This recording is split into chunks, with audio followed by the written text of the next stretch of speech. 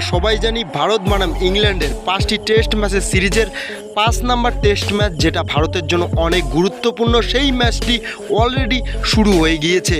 আর এই ম্যাচে শুভমান গিল 21 রান করে রান আউট হয়ে যায়। হ্যাঁ বন্ধুরা, শুভমান গিল দুর্দান্ত খেলছিলেন পঞ্চম টেস্ট ম্যাচে, কিন্তু শুভমান গিল যখন রান আউট হয়ে যায় তারপর তিনি প্রেস কনফারেন্সে এসে এমন কিছু বলেন যা শুনলে আপনি অবাক হয়ে যাবেন। তো কি বলেছেন শুভমান গিল শুনবো আমরা এই ভিডিওতে, সেই জন্য বন্ধু ভিডিওটা শেষ পর্যন্ত দেখবে। তো বন্ধু, শুভমান গিলের সাথে ওভালে কি ঘটেছিল, তাকেই বা কেন রান আউট হতে হলো, আর এইসব বিষয়ে প্রেস কনফারেন্সে এসে তিনি কী বা বলেছেন, সব কিছু শুনবো আমরা এই ভিডিওতে। তো বন্ধু, আমরা যদি প্রথমে ম্যাচের কথা বলি তাহলে ইংল্যান্ডের ক্যাপ্টেন অলি পপ আর ভারতীয় টিমের ক্যাপ্টেন শুভমান গিল টস করতে আসে, আর অলি পপ টসে জিতে প্রথমে বোলিংয়ের সিদ্ধান্ত নেয়। আর পিচের কন্ডিশনও ছিল ওভারকাস্ট কন্ডিশন, আর ইংল্যান্ডের বোলাররা দুর্দান্ত হেল্প পাচ্ছিল পিচ থেকে। তো বন্ধু, প্রথমে ব্যাট করতে আসে ভারতের দুই ওপেনার যশস্বী জয়সওয়াল এবং কেএল রাহুল, কিন্তু যশস্বী জয়সওয়াল তার আউট হওয়ার ধারাবাহিকতা কন্টিনিউ রাখেন, তিনি 2 রানে আউট হয়ে যান।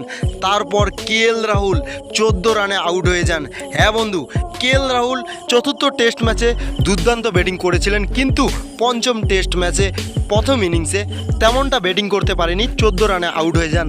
তারপর ওভালের পিচে ভারতের দুই সুপারস্টার প্লেয়ার সাই সুদর্শন এবং শুভমান গিল ব্যাটিং করতে থাকে, আর তারা দুইজন মাথা ঠান্ডা রেখে দুর্দান্ত খেলছিলেন।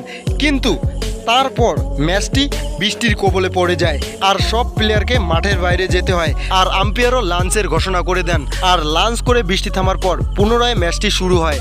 তারপর ভারতের দুইজন সালামি ব্যাটসম্যান দুর্দান্ত ব্যাট করতে থাকে, কিন্তু ভারতীয় টিমের ক্যাপ্টেন শুভমান গিল যখন 21 রানে ব্যাট করছিলেন তিনি কিন্তু রান আউট হয়ে যান।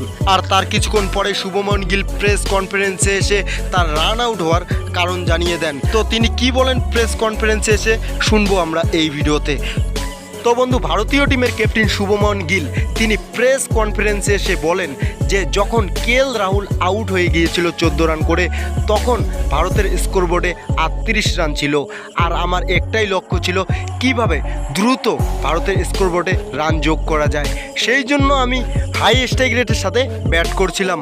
আমি ভাবছিলাম কিভাবে তাড়াতাড়ি ভারতের স্কোরবোর্ডে রান যোগ করা যায়।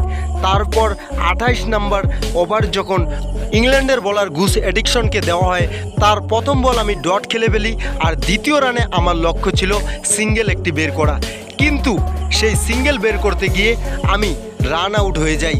বলটি যে সোজা বোলারের কাছে চলে যাবে আমি ভাবতেই পারিনি, আর নন স্ট্রাইকে থাকা সাই সুদর্শন সেইভাবে আমাকে সিগন্যালই দেয়নি।